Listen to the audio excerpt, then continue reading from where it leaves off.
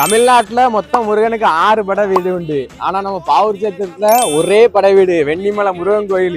இதெல்லாம் யாரா உன்கிட்ட கேட்டா? அதுக்கு அப்படி பின்னாலதான் உங்களுக்கு ஒரு வீடை எடுத்து கொண்டு வந்திருக்கோம்.